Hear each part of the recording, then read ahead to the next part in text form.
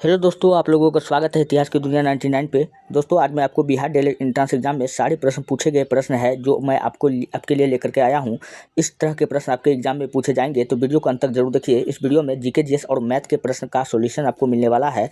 तो चलिए, पहला प्रश्न है, निम्न में से कौन सा शरीर का अंग या ग्रंथि शरीर के तापमान के नियमन के लिए उत्तरदायी होता है? तो शरीर के तापमान के नियमन के लिए कौन सा ग्रंथि उत्तरदायी होता है? तो दरअसल दोस्तों, हमारे ब्रेन यानी दिमाग में हमारा होता है थैलमस और हाइपोथैलेमस। हमारा ब्रेन का अग्र मस्तिष्क का भाग होता है थैलमस और हाइपोथैलेमस।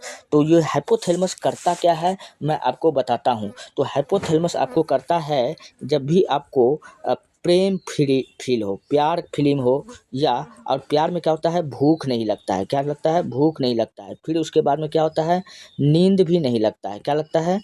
प्रेम में नींद भी नहीं लगता है। और अचानक से दिन प्रतिदिन क्या रहते हो, खुश रहते हो, खुशी मनाते हो, खुशियाँ मनाते हो। हाँ, और गुस्सा आने के बाद में क्या हो जाता है कि ब्रेकअप जब होता है तो गुस्सा आता है। क्या होता है? गुस्सा आता है। फिर घृणा आता है, यानी नफरत, घृणा आता है। फिर दिल टूटता है, दिल टूटना। और खुशी, भूख, गुस्सा, सेक्स, भय, ये सब पर नियंत्रण कौन करता है? हाइपोथैलेमस करता है। उम्मीद करते हैं आपको समझ में आ गया होगा। तो इस प्रश्न का ऑप्शन नंबर 1 क्या होगा? बिल्कुल राइट हो जाएगा। चलिए बढ़े हम लोग नेक्स्ट प्रश्न की ओर। अगला प्रश्न है, इनमें से कौन कालिदास द्वारा लिखित रचना नहीं है? तो कालिदास के द्वारा कौन नहीं है? तो कालिदास का अभिज्ञान शाकुंतलम कालिदास का है, रघुवंशम कालिदास का है, मेघदूतम भी कालिदास का है। और कालिदास का कौन कौन सा है? अभिज्ञान शाकुंतलम, रघुवंशम, मेघदूतम, मालविकाग्निमित्रम,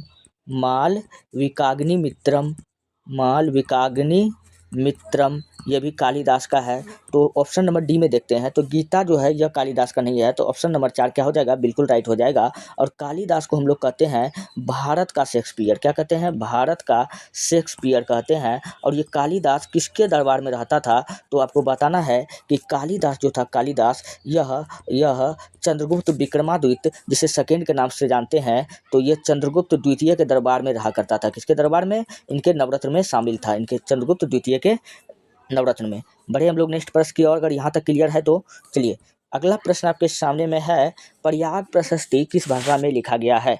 तो प्रयाग प्रशस्ति भैया किस भाषा में लिखा गया है? तो प्रयाग प्रशस्ति पहले जानिए कि यह किसका अभिलेख है। तो यह गुप्त वंश का अभिलेख है। किस वंश का है? गुप्त वंश का अभिलेख है। और गुप्त में यह जो अभिलेख है प्रयाग प्रशस्ति, यह समुद्रगुप्त का है। किसका है? समुद्रगुप्त का है। तो समुद्रगुप्त का है। कौन है? प्रयाग प्रशस्ति। और गुप्त वंश का भाषा अगर पूछे क्या था, इसका भाषा क्या था? संस्कृत था। क्या था? संस्कृत था। तो इस तो प्रयाग प्रशस्ति किस भाषा में लिखा गया होगा? तो संस्कृत भाषा में लिखा गया होगा। तो ऑप्शन नंबर 3 क्या हो जाएगा? बिल्कुल राइट होगा। अच्छा, समुद्रगुप्त को हम लोग कहते हैं भारत का नेपोलियन। क्या कहते हैं? भारत का नेपोलियन कहते हैं, नेपोलियन कहते हैं, या 100 युद्धों का विजेता। क्या कहते हैं? 100 युद्धों का विजेता भी हम लोग इसी को कहते हैं। बढ़े हम लोग नेक्स्ट प्रश्न की ओर। अगला प्रश्न है, भीमराव अंबेडकर का जन्म कब हुआ था? तो भीमराव अंबेडकर का जन्म हुआ था 14 अप्रैल 1891 ईस्वी को। कब हुआ था? 14 अप्रैल 1891 ईस्वी को। अच्छा, मैं आपको बता दूं, रोज क्लास का पीडीएफ आपका टेलीग्राम चैनल ITIHASKI दुनिया 99 पर अपलोड हो जाता है। वहां से सेव वीडियो का पीडीएफ ले सकते हैं, नहीं तो डिस्क्रिप्शन में पड़ा होता है लिंक, उनको क्लिक कीजिए और पीडीएफ लीजिए। चलिए, यहाँ हम लोग देखते हैं भीमराव अंबेडकर का जन्म कब हुआ था। तो भीमराव अंबेडकर का जो जन्म हुआ था 14 अप्रैल 1891 में हुआ था। अच्छा, भीमराव अंबेडकर साहब को भारत रत्न कब मिला था? बता दो भारत रत्न बता दो इनको कब दिया गया था। तो इनको भारत रत्न दिया गया था 1990 में मित्रों। कब दिया गया था? 1990 में। और भीमराव अंबेडकर को दोस्तों हम लोग क्या कहते हैं? आधुनिक मनु कहते हैं। क्या कहते हैं? आधुनिक मनु कहते हैं, आधुनिक मनु कहते हैं। और भीमराव अंबेडकर से क्या याद रखोगे? और यह जो था प्रारूप समिति का अध्यक्ष था। भीमराव अंबेडकर कहेगा किस समिति का अध्यक्ष था? तो प्रारूप समिति का अध्यक्ष था। प्रारूप समिति का अध्यक्ष था। प्रारूप समिति का अध्यक्ष था। प्रारूप समिति का अध्यक्ष था। अच्छा, प्रारूप समिति का गठन पूछेगा कब हुआ था? तो 29 अगस्त 1947 को। कब हुआ था? 29 अगस्त 1947 को प्रारूप समिति का गठन हुआ था। और भीमराव अंबेडकर को भारतीय संविधान का पिता भी कहते हैं। क्या कहते हैं? भारतीय संविधान का पिता भी कहते हैं। ये बात आपको याद रख लेना है। प्रथम कानून मंत्री पूछेगा कौन था, तो देश का प्रथम कानून मंत्री भी कौन था, तो भीमराव अंबेडकर था। कौन था? भीमराव अंबेडकर था। अच्छा, संविधान का शिल्पकार पूछेगा किसको कहा जाता है, तो भीमराव अंबेडकर को कहा जाता है। तो यहाँ तक आप स्क्रीनशॉट ले लीजिए। चलिए ले लिए स्क्रीनशॉट। अब हम आगे इनके कुछ किताब के बारे में बताता हूँ जो कई इंपॉर्टेंट है आपका किताब भीमराव अंबेडकर का। चलिए यहाँ पर हम लिख के बताते हैं इनके किताब के बारे में। तो चलिए इनका किताब का नाम याद रखना है कि मूकनायक, यह एक पत्रिका है। क्या है? मूकनायक नामक पत्रिका पूछेगा किसका है, तो बाबा साहब अंबेडकर का है। अच्छा, मूकनायक हो गया। Who are Shudras, who are Shudras, ये भी किसका है? बाबा साहब अंबेडकर का है। The caste annihilation of India, the caste CASTE caste annihilation of India. और इससे क्या याद रख लेना है कि स्टैच्यू ऑफ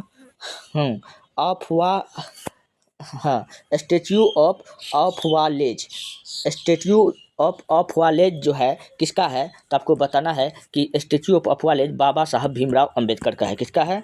बाबा साहब भीमराव अंबेडकर का है। और ये स्टैच्यू कहाँ है? लातूर, महाराष्ट्र में स्थित है। चलिए बढ़े हम लोग नेक्स्ट प्रश्न की ओर। अगला प्रश्न है, उपराष्ट्रपति को हटाने का प्रस्ताव कहाँ पेश किया जाता है, तो उपराष्ट्रपति का हटाने का प्रस्ताव राज्यसभा में किया जाता है। कहाँ किया जाता है?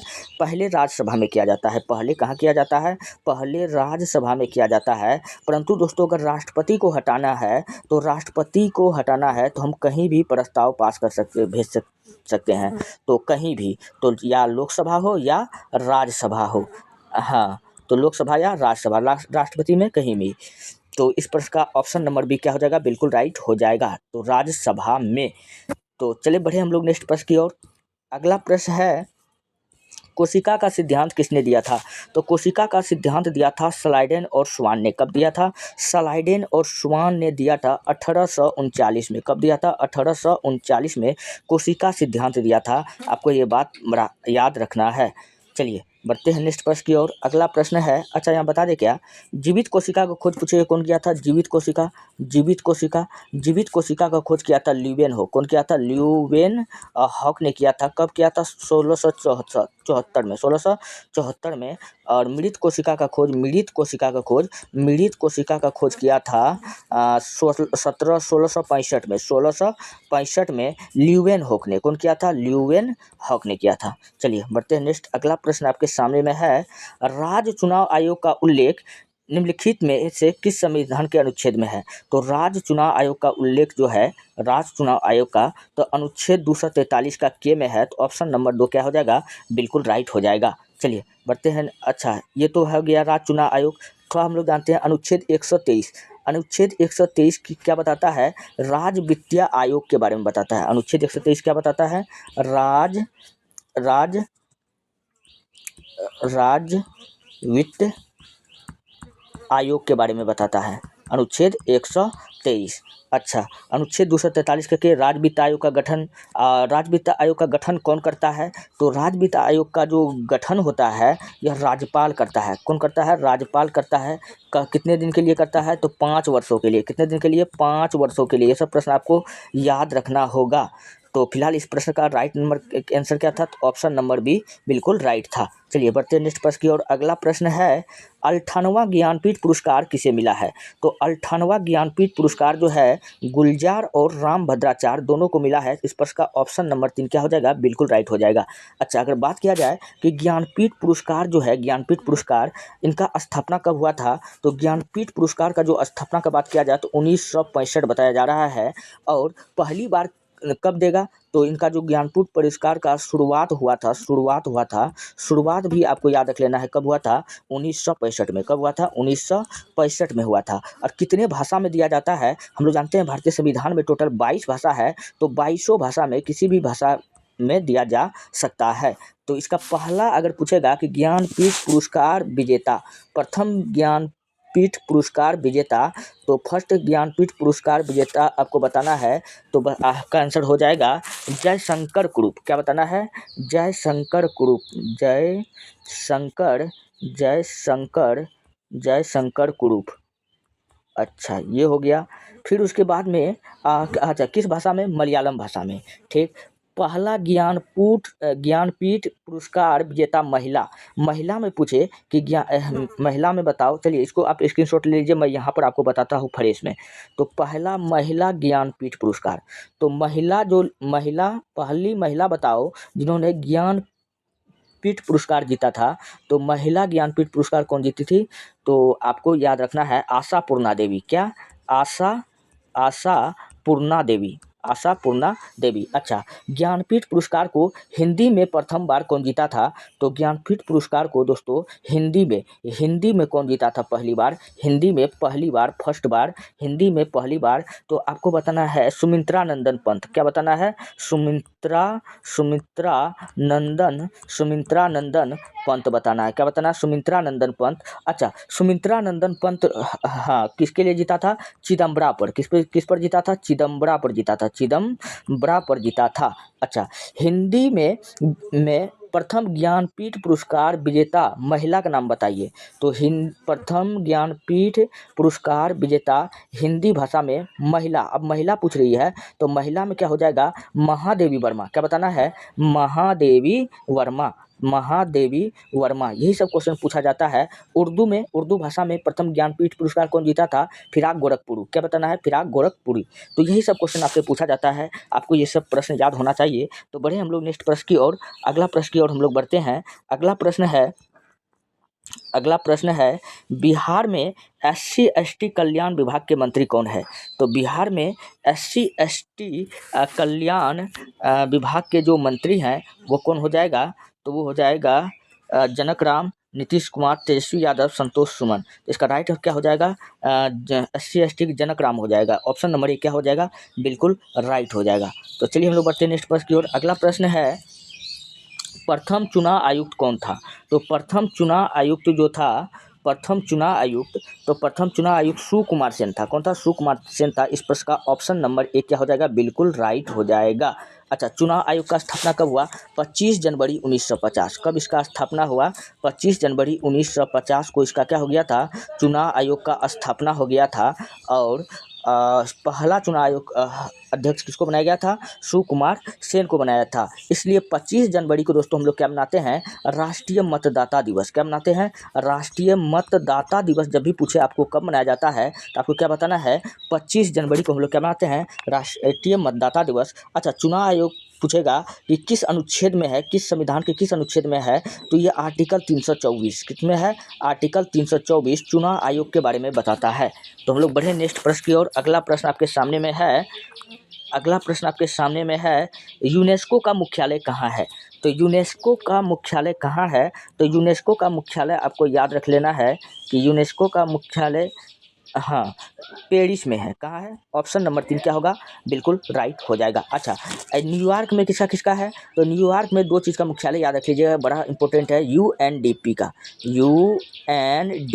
का मुख्यालय कहाँ है? न्यूयॉर्क में है। और यूनिसेफ का भी मुख्यालय कहाँ पर है? तो न्यूयॉर्क में है। और जेनेवा में किसका है? जेनेवा में WHO, WTO,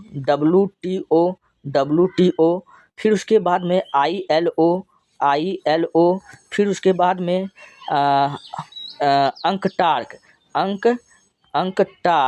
UNHRC। अंकटार्क को ऐसे लिख दीजिए, UNHRC। अंकटार्क का भी मुख्यालय कहाँ है? जेनेवा में है। रेड क्रॉस का मुख्यालय कहाँ है? तो रेड क्रॉस का भी मुख्यालय कहाँ है? जेनेवा में है। तो जेनेवा के बारे में मैंने आपको बताया।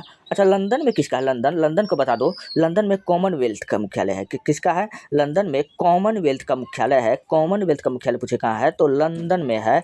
तो दोस्तों हम लोग बढ़ते हैं नेक्स्ट प्रश्न की ओर। मैं आपको बता दूं रोज क्लास का PDF ITIHASKIDU NIYA99 पर अपलोड हो जाता है, वहाँ से आप ले सकते हैं। चलिए बढ़ते हैं नेक्स्ट प्रश्न की ओर। अगला प्रश्न आपके सामने में है, मेक इन इंडिया की शुरुआत कब हुई थी? तो मेक इन इंडिया की जो शुरुआत हुई थी, तो मेक इन इंडिया की शुरुआत तो 25 नवंबर 2014। कहाँ दिख रहा है, कहाँ दिख रहा है 25 नवंबर 2014? हाँ, ऑप्शन नंबर 3 में दिख रहा है 25 नवंबर 2014। तो ऑप्शन नंबर 3 क्या हो जाएगा? बिल्कुल राइट हो जाएगा। तो हम लोग बढ़े नेक्स्ट प्रश्न की ओर। ऑप्शन नंबर 3 बिल्कुल राइट होगा। चलिए बढ़ते हैं नेक्स्ट प्रश्न की ओर। छलनी कोशिका किसे कहा जाता है? छलनी कोशिका, तो छलनी कोशिका हम लोग किसको कहते हैं? तो इसको जानने से पहले दोस्तों मैं आपको कुछ कॉन्सेप्ट बताता हूँ, क्योंकि जब तक कॉन्सेप्ट नहीं होगा आप किसी भी सवाल को नहीं सॉल्व कर पाइएगा।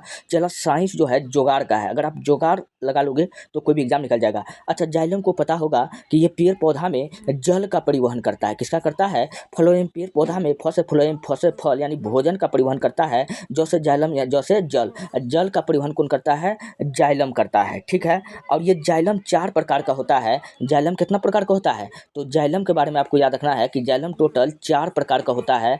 पहला को हम लोग कहते हैं वाहिनी। क्या कहते हैं? वाहिनी कहते हैं। क्या कहते हैं? वाहिनी। और दूसरे प्रकार को हम लोग कहते हैं वाहिनिकाय। क्या कहते हैं? वाहिनी वाहिनिकाय। वाहिनिकाय। थोड़ा हिंदी अगर गलत होगा तो माफ़ कीजिएगा। वाहिनिकाय। फिर जाइलम तंतु, फिर जाइलम तंतु। फिर चौथा प्रकार जो इसका है जाइलम पैरेन्काइमा। जाइलम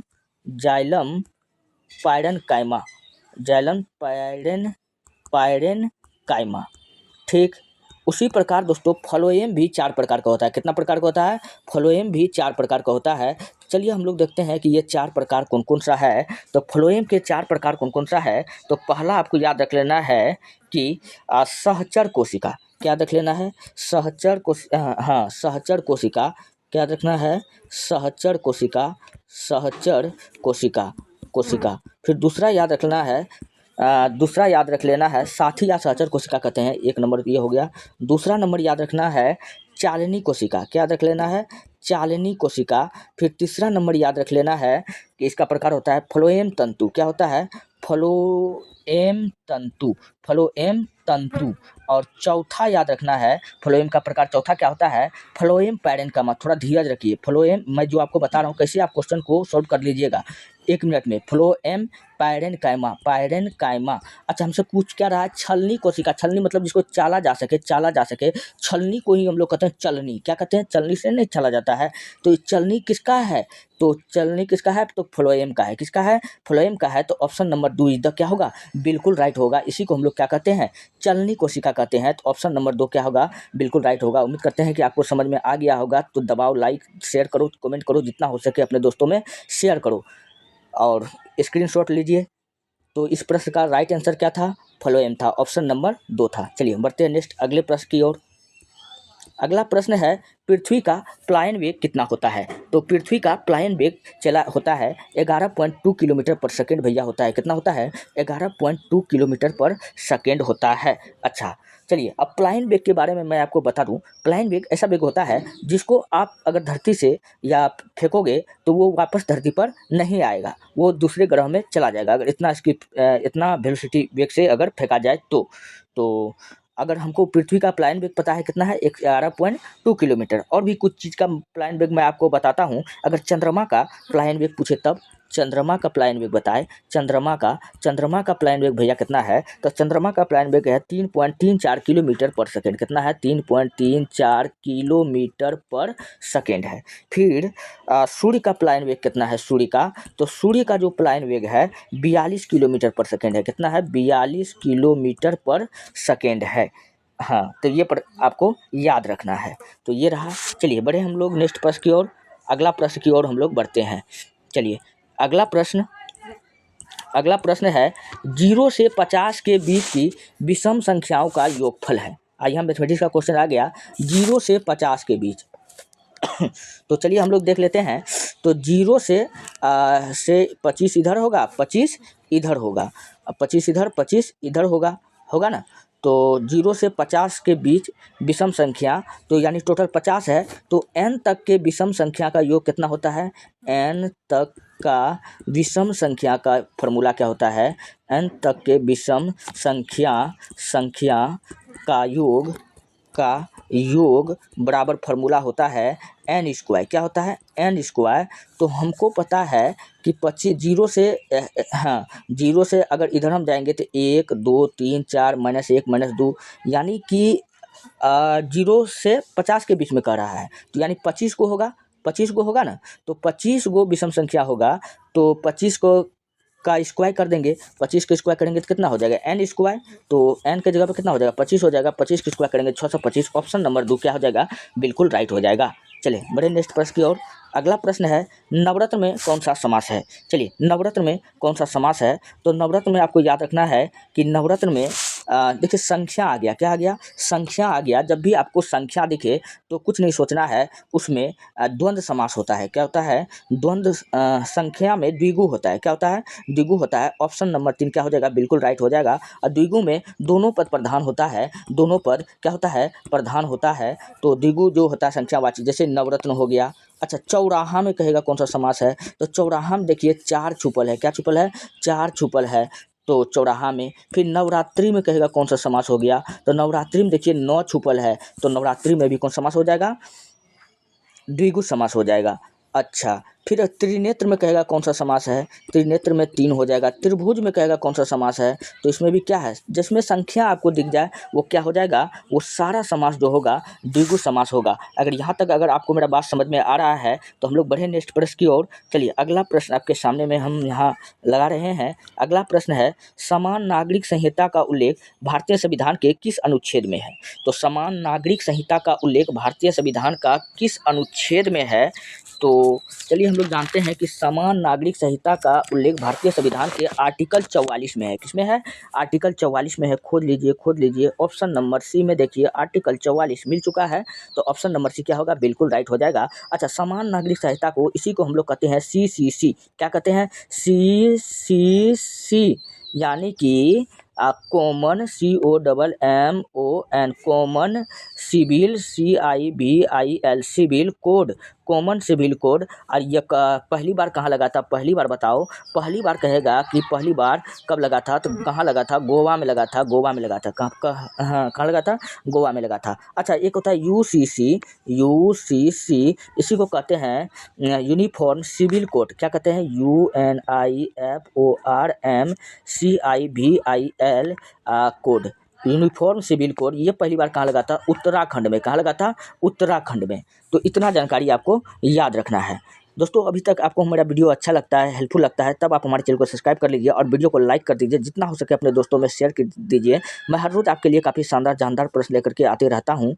मिलते हैं नेक्स्ट वीडियो में। अच्छा, जाने से पहले मैं आपको बता दूँ, रोज़ क्लास का PDF आपका टेलीग्राम चैनल ITIHASKIDUNIYA 99 पर अपलोड हो जाता है। वहाँ से आप ले सकते हैं।